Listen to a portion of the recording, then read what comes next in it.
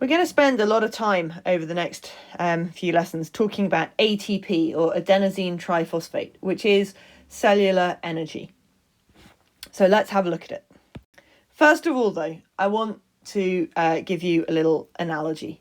This is an Emily analogy, not an industry accepted analogy. So in any molecule, you have atoms joined together. Think about when we did chapter 2 and we could see carbon-carbon bonds, carbon-hydrogen bonds, carbon-oxygen bonds, double bonds, and so on.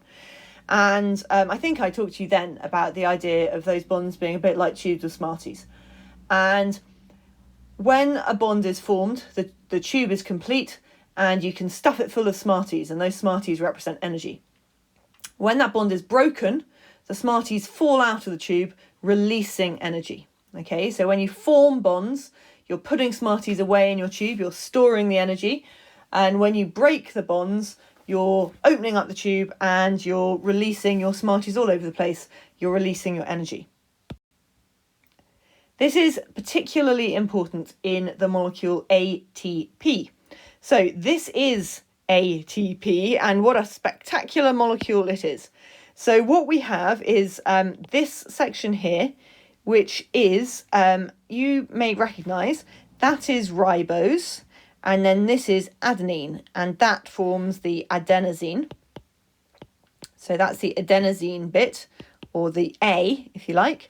And then you can see we have 1, 2, 3 phosphates. So that's where the TP comes from, the triphosphate.